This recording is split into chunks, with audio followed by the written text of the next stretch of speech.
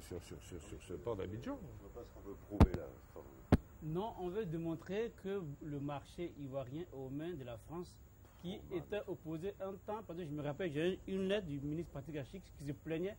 Comment se fait-il que le gouvernement de Gbagbo Laurent puisse signer un contrat gré à gré avec Bolloré?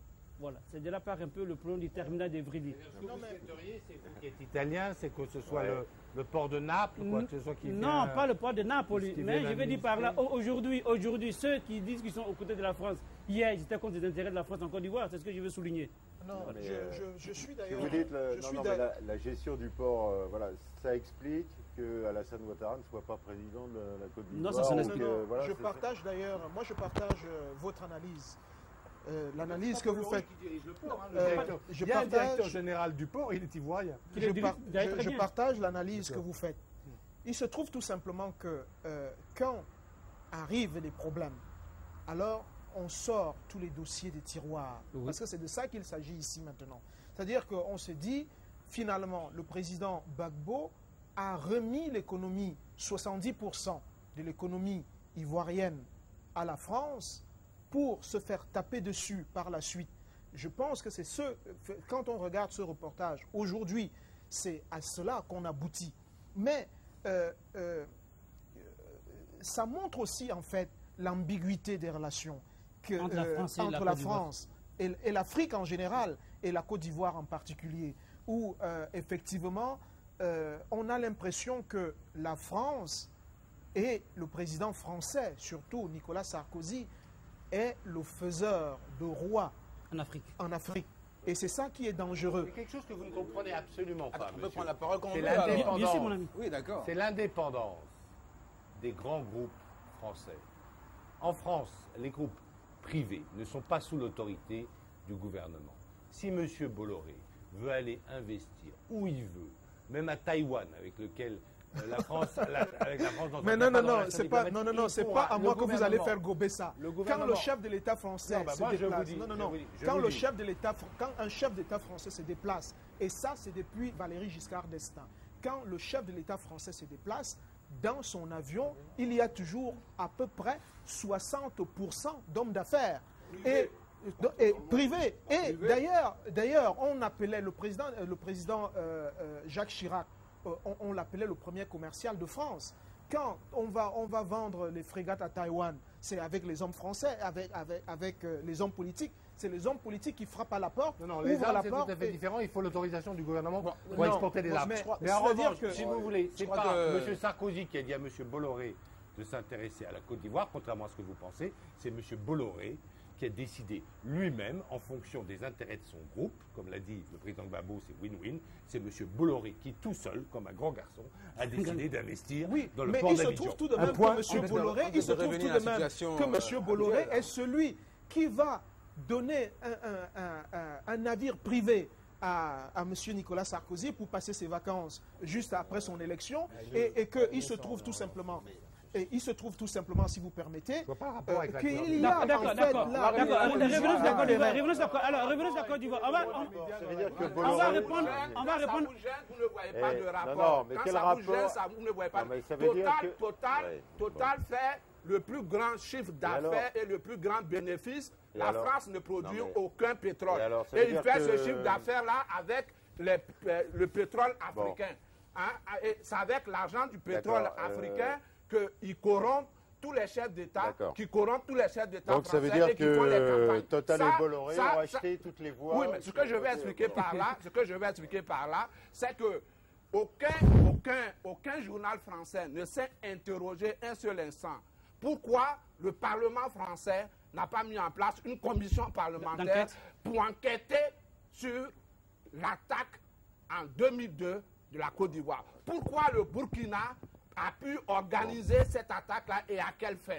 La France n'a jamais été capable de s'intéresser à ce débat parce qu'elle n'a aucun intérêt à le faire, parce qu'elle est derrière cette affaire-là. Voilà la réalité. Moi, ce qui me gêne le plus, finalement, c'est la presse, que ce soit ici ou ailleurs.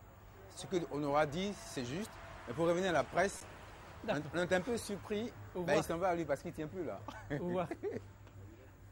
On est un peu surpris qu'on n'allait pas au fond des faits. Vous pouvez dire ce que vous voulez, hein, vous pouvez avoir votre parti pris, c'est votre droit.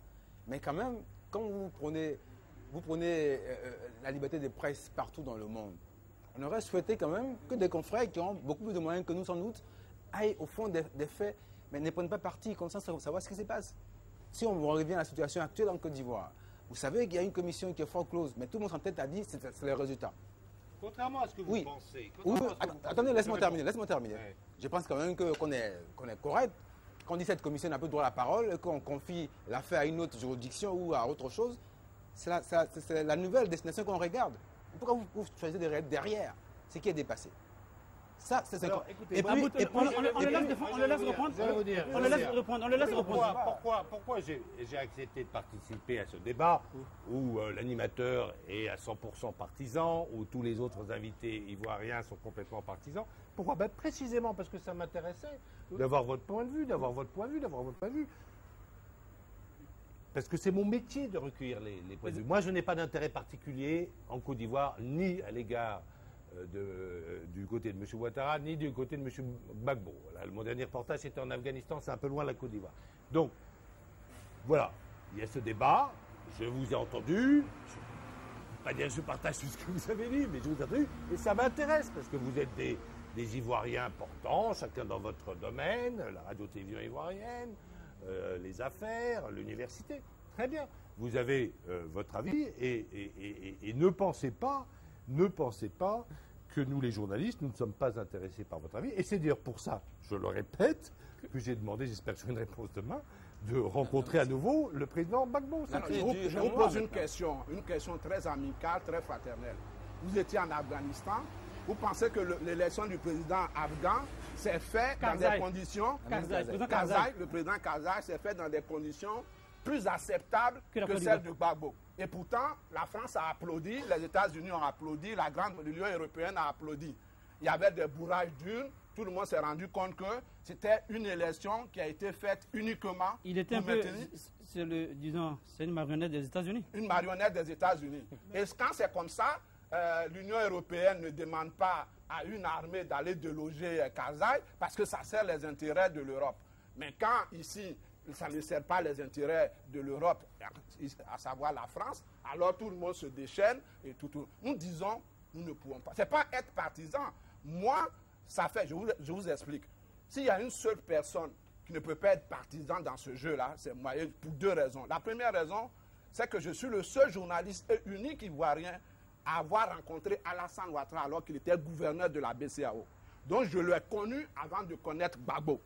Gbagbo m'a nommé DG de Fraternité Matin, croyez-moi, lorsque j'ai libéré, parce que Fraternité Matin devient le premier journal, j'en ai fait un journal ni neutre ni partisan.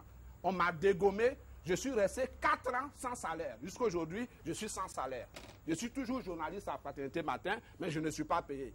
Mais c'est pas, donc, j'ai des raisons, je vais dire, intimes, de dire je suis contre Gbagbo. Mais il faut bien comprendre que l'enjeu, ce n'est pas Gbagbo, ce n'est pas Ouattara. L'enjeu, c'est comment on crée les conditions de stabilité pour que la Côte d'Ivoire se réconcilie définitivement. On le laisse répondre. Votre grande erreur dans ce débat, tous les quatre, qui est contre moi, c'est que vous pensez que je suis membre du gouvernement français. J'ai une bonne information à vous donner. Oui, je ne suis pas membre du gouvernement français. Ce n'est pas moi qui ai fait cette conférence à l'hôtel du Golfe. Je ne suis pas élu par le peuple français pour prendre des décisions au nom de mon État. J'ai un modeste métier de reporter et j'essaye de faire ce métier le mieux possible. C'est tout. Voilà. Et je crois que mes confrères, bien sûr, et je crois que mes confrères, dans cette crise, où ils ont quelquefois été assez chahutés par des partisans de Laurent Blé-Goudet, au début, maintenant ça s'est calmé. Je suis moi-même allé d'ailleurs, bien sûr, à un meeting de Laurent Blé-Goudet, parce qu'il faut voir tout le monde. Charles Blé-Goudet, pardon, partisan de Laurent Gbagbo. Ces journalistes français ont consacré beaucoup de courage et beaucoup d'esprit professionnel à couvrir les événements de Côte d'Ivoire sans esprit partisan. Un jour on va à l'hôtel du Golfe, un jour on va à un meeting de Charles Blé-Goudet. D'accord. Je vais poser une question très simple. Est-ce que vous écrivez qu'à l'hôtel du Golfe, ils sont allés de leur propre gré, qu'ils ne sont pas en prison, qu'ils ne sont pas enfermés? Alors, ce qui est certain, c'est qu'ils ne peuvent pas sortir de l'hôtel du Golfe. Mais c'est pas vrai, c'est ça qui n'est pas vrai. Alors, écoutez, l'autre jour, j'étais avec un Ivoirien qui connaît bien les...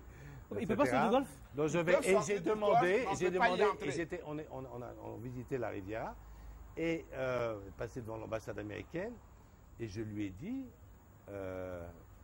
tiens, allons prendre un verre au Flamboyant, qui est le bar de l'hôtel du Golfe.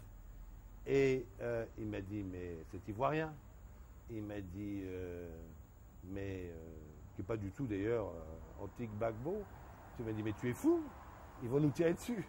Et donc, il a refusé d'aller dans sa voiture, d'aller. Donc, voilà, non, je pense qu'on ne peut pas entrer à l'hôtel du Golfe. Non, mais et nous, on préférait d'ailleurs y aller en voiture que d'y aller en hélicoptère. D'accord. Une autre question. Vous dites que je suis partisan. En 2002, quand la Côte d'Ivoire fut attaquée par une rébellion venue du Nord, et les accords de défense signés en 1962 entre Jean-Louis Debré et Houphouët-Boigny, qui disent textuellement, Michel Debré, Michel Debré, que si la Côte d'Ivoire est attaquée, il y a l'aide de la force Licon qui devait intervenir. Ils ne sont pas intervenus? Ou bien je me trompe? Ils ne sont pas intervenus, non. Pourquoi? Est-ce que c'est partisan? Alors ça, il faut demander au président Chirac, pas à Renaud Girard. Mon ami, pourquoi le président Chirac n'a pas... Il faut demander au président Chirac pourquoi, effectivement, les accords de défense... D'abord, est-ce que ces accords de défense ont été invoqués par Laurent Gbagbo? Ils ont été invoqués. Oui, ils ont été invoqués. Mon ami, tu vois, je ne sais pas que vous êtes partisan, journaliste. Au confrère Girard, on ne vous met pas tous les pieds de la France sur la tête. Non, pas du tout quand même. C'est votre appréciation liminaire qui nous permet de vous critiquer. Parce que vous avez exposé d'une manière partisane. Vous avez dit, Alassane a été élu, Gbagbo s'accroche au pouvoir. Dire cela, ce n'est pas comprendre ce qui se passe. Scrutateur électoral. J'ai dit que la commission électorale indépendante elle n'existe pas. Avait elle n'existe plus, elle est forte. Déclaré elle est forte, elle n'existe pas. Alassane Ouattara élu avec 54,10% des voix et que le secrétaire, l'envoyé spécial du secrétaire général de l'ONU, qui est un Coréen, avait certifié ces résultats. Voilà l'élément que j'ai. Et s'accrocher au pouvoir, c'est dû à quoi? D'ailleurs, nous sommes les deux non-ivoiriens sur ce plateau. Rappelons que M. Fouillé est camerounais. Et c'est en cela que c'est assez intéressant.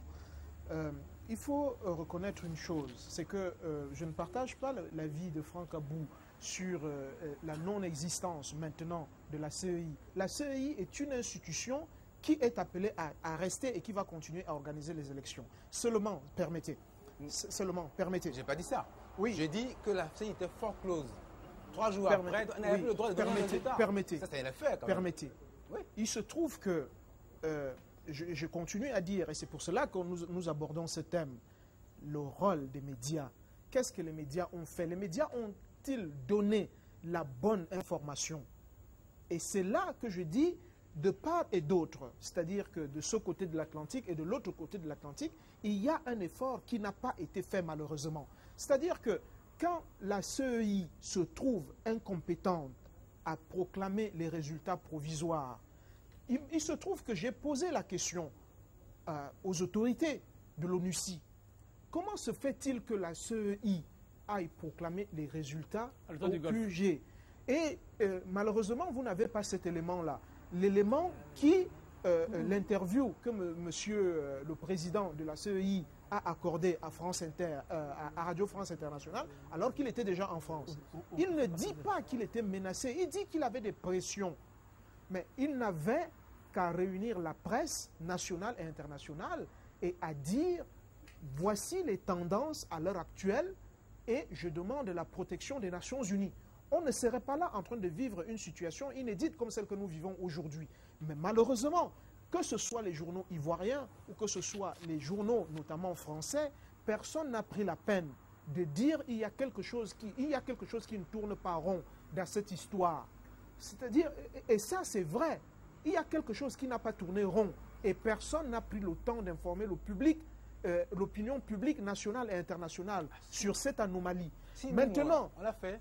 Même, maintenant, mais juste une précision, à minuit moins 5, la RTI diffusait encore l'élément de Youssou Bakayoko qui disait il n'est pas encore minuit. 23h35. On a fait l'effort, on a allé l'interroger chez lui. Dans son QG, à la CEI, pour dire, monsieur le président, il va être minuit. Au troisième jour. D'accord. Dernier jour, après ça, vous serez fort clos. Il a dit, il n'est pas encore minuit. D'accord. Oui, mais donc, vous êtes donc d'accord avec moi que de part et d'autre, on n'a pas suffisamment relayé ceci. Et ceci a créé une espèce de cacophonie, que ce soit en France, que ce soit ici. Bon, maintenant, on a parlé de la composition du Conseil constitutionnel, ce qui ne devrait même pas exister. C'est-à-dire que la légalité est conférée par les lois et la légitimité par le peuple. Et aujourd'hui, c'est les deux éléments que nous devons mettre ensemble pour sortir de la crise. Moi, je n'étais pas là à ce moment-là, mais il est certain que la CEI, comme je comprends les choses, aurait mieux fait d'aller proclamer les résultats à l'hôtel ou à l'hôtel Sebroco, le siège des Nations Unies. Il a un siège. Parce que le monde entier, il faut bien que vous considériez que le monde entier considère que l'arbitrage de l'ONU, c'est quelque chose de très fort. Effectivement. Et là, vous avez raison. Voilà, mais pourquoi ils ne sont pas partis à l'hôtel de l'ONU? Un Coréen, M. Choi, serait, dans cette affaire, partisan. On ne voit pas en quoi il serait partisan. Comment vous expliquer? Moi, mais je ne comprends pas pourquoi la série. Rapidement.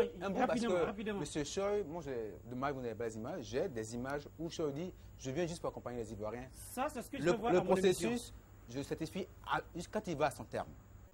Mais là, il n'est pas encore à son terme. De surcroît, celui qui proclame n'est plus valable. Pourquoi il s'empresse à certifier ce qui n'est pas encore à son terme? Il aurait pu, à mon avis, s'adresser au Conseil constitutionnel pour dire, bon voilà, la Suisse n'a pas pu proclamer le résultat, vous avez ça en main, qu'est-ce qu'on fait? Ou je ne sais pas, quelque chose de ce genre. Mais du coup, il s'empresse. D'accord. Est-ce que vous lui avez demandé, vous lui avez posé la question à M. Choi, est-ce que la RTI a été l'interroger? Ben oui, nous on l'a appelé, nous avons même voulu venir dans nos locaux. Maintenant, il s'est cartonné dans son D'accord, je vais vous donner une information. Voilà. C'est pas à lui de se déplacer, c'est à vous d'aller vous déplacer. Oui, on a compté, on n'a pas pu l'avoir. Mais je veux dire que le parti pris des choses vient de là. Pourquoi certifier ce qui est du faux, puisque c'est hors délai? Non, pour moi, il n'y a pas de parti. Il est temps de respecter. On est vers la fin de l'émission. On a parlé du rôle des médias dans la crise post-électorale en Côte d'Ivoire. On a appris par des amis qui sont de l'autre côté de l'océan que très bientôt, sur des chaînes françaises, des citoyens proches de M. Ouattara sont prêts à faire publier un PAD, un prêt à diffuser qui parlerait comment le camp Gbagbo veut préparer le génocide. Ce qui n'est pas vrai. Est-ce que depuis que vous êtes en Côte d'Ivoire, vous avez vu des charniers? Je n'ai jamais, dans aucun de mes articles, évoqué un quelconque génocide. C'est un terme, vous savez, j'ai assisté, c'est le premier journaliste qui est entré international à Kigali au moment du génocide. Donc c'est un terme qu'il faudrait employer avec beaucoup de précautions. Il n'y a aucun, bien sûr, aucun génocide à l'égard, en Côte d'Ivoire. Aujourd'hui, c'est d'ailleurs plusieurs bons signes. Quand je monte dans un taxi et je demande au chauffeur de taxi pour qui tu as voté, s'il a voté pour Ouattara, il ne va pas avoir peur de me le dire. Pas du tout. Autre bon signe, à Treichville, l'autre jour, je suis passé devant des anciennes affiches électorales sur de très grands panneaux. Il y avait des affiches de Alassane Ouattara, elles n'ont pas été lacérées. C'est un très bon signe. De démocratie. Autre bon signe, ici, dans cette zone contrôlée par le gouvernement, les forces du président Gbagbo, se trouve la presse d'opposition en vente libre, donc la presse pro Ouattara, c'est un bon signe. C'est un bon signe. Et donc effectivement, on n'est pas du tout, heureusement d'ailleurs, dans une atmosphère de génocide ou même de pré-génocide en Côte d'Ivoire. Et je crois d'ailleurs que tous les Ivoiriens veulent une issue pacifique à la crise et heureusement d'ailleurs, je ne sens pas, d'un côté comme de l'autre d'ailleurs, de volonté de recourir aux armes. J'espère que je ne me trompe pas. Pas du tout. Mais je suis là depuis une semaine. De recourir aux armes pour régler ce différend politique. Moi, je ne vois pas ça. On va écouter dans un autre reportage ce que disent deux de vos compatriotes, deux avocats illustres, un qui est prince du barreau français, Jacques Vergès, et l'ex-président du Conseil constitutionnel français, ex-ministre des Affaires étrangères, Roland Dumas et Jacques Vergès. On va les écouter. Qu'est-ce qui autorise le gouvernement français à intervenir dans une querelle électorale en Côte d'Ivoire? Réponse brève à une question claire, rien. Rien ne l'autorise, il n'a pas l'autorité pour ça. Il y a des institutions locales, régionales qui le font, mais ce n'est pas du tout au président de la République française de dire le droit qui s'applique ici. Donc rien ne l'autorise. Le temps de la colonisation et des juges de paix à compétence étendue continue encore en 2011. Certain que je ne vois pas ce qui autorise un président de la République française à téléphoner à des chefs d'État africains en leur donnant 48 heures pour démissionner. C'est aussi monstrueux que si M. Berlusconi téléphonait au président de la République en Éthiopie de démissionner ou de faire quelque chose. Bon, là-dessus, manifestement, les dirigeants français sont en retard sur l'histoire. Monsieur le ministre, vous étiez ex-président du Conseil constitutionnel. On lit sur la presse française que le président du Conseil constitutionnel ivoirien, professeur Paul Yaoundé, il est proche de Laurent Gbagbo. Pour cela, son verdict n'est pas crédible. Pourquoi est-ce que les journaux français écrivent... Tout ça, c'est de la polémique, ça ne repose sur rien. Les textes sont les textes. Le président du Conseil constitutionnel est nommé dans les textes par le président de la République. Le président de la République l'a choisi, il avait confiance. Moi-même, j'ai été nommé par le président de la République en exercice à l'époque. C'était le président François Mitterrand. C'est vrai que j'étais très ami de François Mitterrand, mais j'avais avec moi 8 conseillers, plus moi ça faisait 9. Eh bien, il y avait 5 de droite, 4 de gauche. Et puis les majorités ont changé avec le cours du temps les élections, puisque c'était le président du Conseil, le président de la Chambre, etc. Et donc, j'avais plus de majorité. Mais ça n'a pas changé mes rapports avec le président de la République. Et le président de la République française se serait bien gardé, je peux vous le dire, d'intervenir sur moi pour me demander de rendre une décision, de faire rendre une décision dans tel sens. Ça n'a aucune réalité. Donc tout ça, c'est billevesé, comme on dit en français, et superficiel. Ça n'a aucune réalité. Le Conseil constitutionnel, il est ce qu'il est. Peut-être avec la prochaine fois, ça changera. En tout cas, moi, j'ai trouvé quelqu'un entouré de ses conseillers très clair, très présent, très intelligent, qui disait des choses qui s'appuyaient sur des réalités écrites. Et donc, je lui fais toute confiance, comme on a fait confiance avec moi, et comme on a fait confiance avec d'autres présidents du Conseil constitutionnel en France. Ce sont des manœuvres de petite classe. La seule compétence, c'est dans la loi. Le Conseil constitutionnel déclare les résultats qu'il a constatés, qu'il a vérifiés. Voilà, il faut s'en tenir à ça. Et puis, si ça va dans un sens ou dans l'autre, on ne va pas prendre des armes pour aller contre le Conseil constitutionnel. Tout le débat en ce moment, c'est sûr, est-ce que le Conseil constitutionnel avait le droit ou pas? Tout ça, c'est pour éviter le débat principal. On a fraudé dans le Nord. Il y a des bureaux de vote où il y a eu plus de votants que d'inscrits. On a violé des femmes à l'intérieur des bureaux de vote. Même le représentant du président sortant, M. Gbagbo, apparemment n'a pas voté. C'est-à-dire que manifestement, on a fraudé en grand et d'une manière la plus maladroite possible. Bon. Et pour éviter ce débat, on prétend discuter de questions juridiques à propos du Conseil constitutionnel. Eh bien, je dirais que j'ai vu les membres du Conseil constitutionnel hier. Sur le plan juridique, sur le plan des juristes, il y a beaucoup plus de juristes dans ce Conseil constitutionnel que dans le Conseil constitutionnel français. Mais j'ai confiance dans le courage des Africains.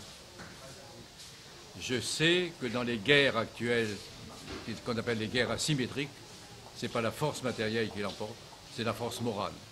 Le Vietnam a battu la France à Dien Bien Phu.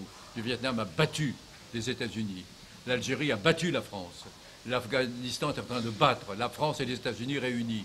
Et je dis ici que si ces gens ont l'audace de venir attaquer la Côte d'Ivoire, je suis sûr que si les Ivoiriens résistent, Abidjan sera le tombeau du colonialisme occidental. Si, la Côte d'Ivoire est le pays le plus riche de la région. Il a du pétrole. Du pétrole, hein, ça met l'eau à la bouche, si je puis dire. Donc ne cherchez pas à midi à 14h, c'est très simple. On veut chasser les Français puis les remplacer par peut-être les anglo-saxons. Voilà. Vous êtes là depuis 48 heures. Est-ce qu'il y a la pression sur vous depuis Paris, puisqu'on a l'impression qu'ils sont un peu agités? Pas du tout. Ils sont débordés par les événements. Ça les surprend d'entendre des voix autorisées comme celle de Vergès et moi, et pour dire des choses qu'on n'entend pas à la radio française et que l'on n'entend pas ici non plus. Hein. Mais beaucoup de vos amis socialistes ont fait volte-face, comme on le dit. Je veux citer Jacques Lang. Mais Jacques Lang n'est pas l'oracle du Parti Socialiste, c'est pas la Vierge de Lourdes. Hein. Pas du tout. Non, il en est même loin. Il n'est pas Bernadette, d'ailleurs. Il n'est pas Bernadette. Il en est très loin. Je vois que vous avez de la bonne culture. C'est très bien. Mais c'est pas tout le Parti Socialiste. Moi, je vais vous citer l'oncle, je vais vous citer Manelli, je vais vous citer d'autres camarades du parti, et beaucoup d'autres qui réfléchissent et qui se disent, mais est-ce qu'on n'est pas en train de nous dorer la pilule, hein? Laissez faire le temps. Pas trop, mais laissons faire le temps. Comment c'est de retour à Paris? Quels sont les premiers actes que vous allez poser pour faire entendre votre voix et ce que vous avez vu à Abidjan? Alors, c'est très simple.